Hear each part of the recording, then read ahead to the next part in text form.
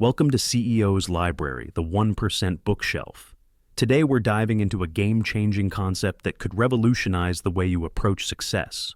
What if you could achieve extraordinary results by doing less? It sounds counterintuitive, doesn't it?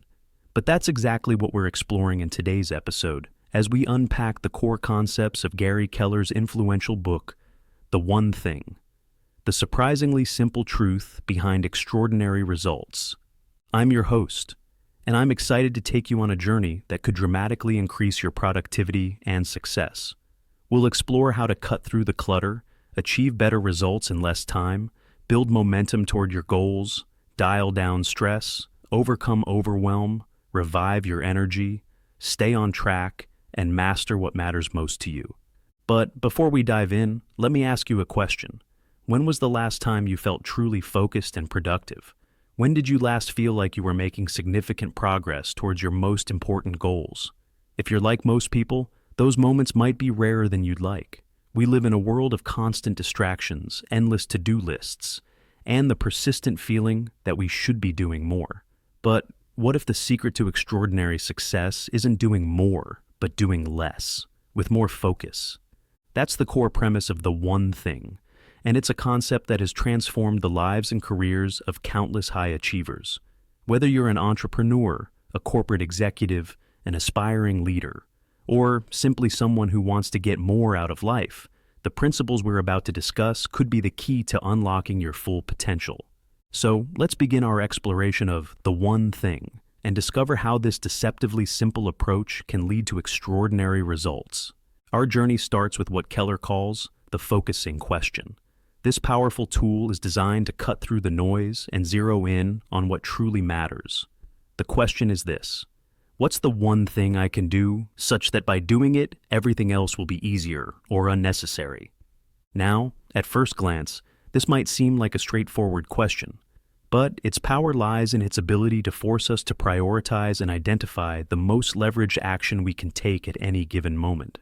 It's not about what we could do or what we should do, but what will have the greatest impact. Let's break this down a bit. The first part of the question, what's the one thing I can do, immediately narrows our focus. It's not asking for a list of things or a set of options. It's demanding that we identify a single, specific action. This alone can be revolutionary for many of us who are used to juggling multiple priorities. The second part, such that by doing it everything else will be easier or unnecessary, is where the real magic happens. This forces us to think about leverage and impact. We're not just looking for something important to do. We're looking for the thing that will have a domino effect, making other tasks easier or even irrelevant. Imagine you're trying to grow your business. Your focusing question might be, what's the one thing I can do to double my customer base such that by doing it, everything else will be easier or unnecessary? This might lead you to focus on creating a referral program, which could then make your marketing efforts easier and potentially make some of your cold outreach unnecessary.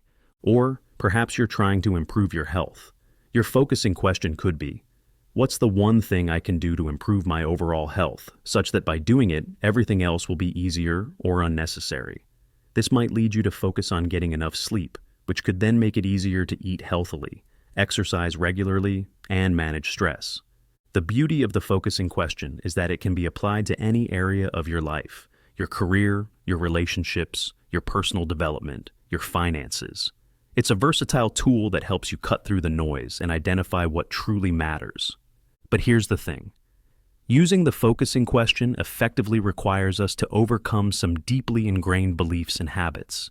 Keller identifies several lies that often hold us back from achieving extraordinary results. Let's explore 4 of the most pervasive ones. The first lie is that everything matters equally. We often fall into the trap of treating all tasks as equally important. We create to-do lists where checking off a minor task gives us the same satisfaction as completing a major project. But the reality is, not all actions are created equal. Some have far more impact than others. The focusing question helps us identify those high-impact actions and prioritize them. The second lie is that multitasking works. In today's fast-paced world, we often pride ourselves on our ability to juggle multiple tasks simultaneously. We respond to emails while on conference calls. We check our phones while having conversations. We try to work on multiple projects at once, but research has consistently shown that multitasking is a myth. What we're really doing is task switching, and it's incredibly inefficient. Each time we switch tasks, there's a cognitive cost. We lose time and mental energy in the transition. By focusing on one thing, we harness the power of single tasking and dramatically increase our productivity. The third lie is that willpower is always available. We often believe that we can rely on our willpower to push through any challenge at any time. But willpower is like a muscle. It gets fatigued with use. Studies have shown that our willpower depletes throughout the day as we use it to make decisions and resist temptations. This is why it's crucial to tackle your one thing early in the day when your willpower reserves are at their highest. The fourth lie is that a balanced life is ideal. We're often told that we should strive for perfect balance in our lives, giving equal attention to work, family, health, friends, and personal time. But Keller argues that extraordinary results require extraordinary focus. Instead of balance, he advocates for counterbalance. This means that at any given time, something will be out of balance, and that's okay. The key is to focus on what matters most right now, knowing that you can adjust and refocus on other areas when needed. Understanding and overcoming these lies is crucial because they often prevent us from fully embracing the power of the one thing. They keep us scattered, unfocused, and ultimately less effective than we could be. So, how do we put the one thing into practice? This is where the concept of time blocking comes in. Time blocking is a simple but powerful technique that involves scheduling specific blocks of time for your most important work. Here's how it works. Once you've identified your one thing using the focusing question, you block out time in your calendar specifically for working on it. This isn't just a vague intention to work on something important. It's a concrete, non-negotiable appointment with yourself. Keller recommends blocking out at least 4 hours a day for your one thing. This might sound like a lot, especially if you're used to a reactive work style where you're constantly responding to emails, calls, and other people's priorities. But remember, this is your most important work. It's the work that will move the needle on your most significant goals. The key to successful time blocking is to treat these blocks as sacred. When it's time to work on your one thing, you eliminate all distractions.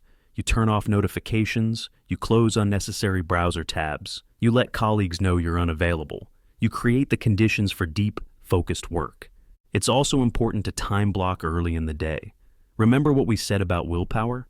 By tackling your one thing, when your willpower and energy are at their highest, you give yourself the best chance of making significant progress. Now, you might be thinking, but what about all the other things I need to do? This is where the power of the one thing really shines. By focusing intensely on your most important work, you'll often find that other tasks become easier or even unnecessary. And for those tasks that still need to be done, you can schedule them after your one thing time block. Implementing time blocking effectively requires discipline and often a significant shift in how you approach your work. You might need to have conversations with colleagues or family members about your new approach. You might need to say no to meetings or commitments that conflict with your one thing time block. But the results can be truly extraordinary. Think about it. What could you achieve if you dedicated 4 focused hours every day to your most important work? How much progress could you make on your biggest goals? How much more productive and fulfilled would you feel? This brings us to the heart of the one thing, the path to extraordinary results. Keller presents a powerful framework for thinking about success, based on 3 key elements: purpose, priority, and productivity. Purpose is your big picture, your ultimate destination. It's what gives meaning to your work and your life. Without a clear purpose, it's easy to get lost in the day-to-day and lose sight of what really matters. Priority is about identifying what's most important right now to achieve your purpose. This is where the focusing question comes in. By continually asking yourself what one thing you can do to make the biggest impact, you ensure that you're always working on what matters most. Productivity is about how you actually get things done. This is where time blocking and other techniques come into play. It's about creating the conditions and habits that allow you to do your best work consistently. When these 3 elements align, when you're clear on your purpose, focused on the right priorities, and highly productive, extraordinary results become possible. But here's a crucial point. The path to extraordinary results often requires us to think smaller, not bigger. This might seem counterintuitive, but it's a key insight from the one thing. The idea is this: by focusing on one thing at a time, we create a domino effect. Each small win builds momentum, making the next task easier.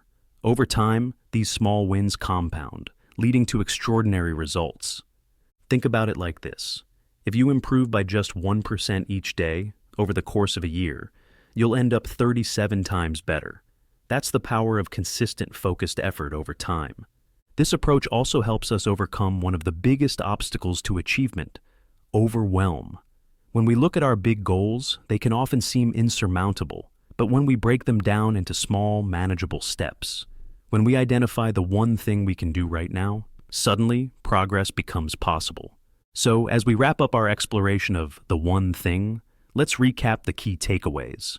First, embrace the power of the focusing question. Regularly ask yourself, what's the one thing I can do, such that by doing it, everything else will be easier or unnecessary? Use this question to cut through the noise and identify what truly matters. Second, be aware of the lies that can hold you back. Remember that not everything is equally important, that multitasking is a myth, that willpower is a limited resource, and that perfect balance isn't the goal.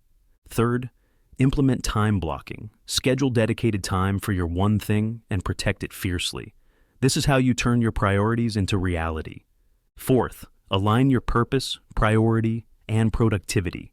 When these three elements work together, extraordinary results become possible. And finally, embrace the power of thinking small to achieve big.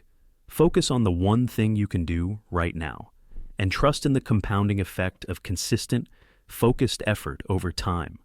Now, here's your call to action. Take a moment right now to identify your one thing. What's the most important goal you're working towards? What's the one thing you can do today to move closer to that goal? Once you've identified it, schedule a time block for it. Even if it's just for tomorrow, give yourself the gift of focused time to work on what truly matters. Remember, extraordinary results don't come from sporadic, heroic efforts. They come from consistent, focused action on the things that matter most. By embracing the principles of the one thing, you're setting yourself up for not just success, but extraordinary success. Thank you for joining me on this exploration of the one thing. If you found this valuable, I encourage you to dig deeper. Check out Gary Keller's book. You'll find a link to it in the episode description. And don't forget, you can find the full transcript and accompanying visualizations for this episode at ceoslibrary.com. Until next time, keep focusing on your one thing and watch as extraordinary results unfold in your life. This is CEO's Library, the 1% bookshelf, signing off.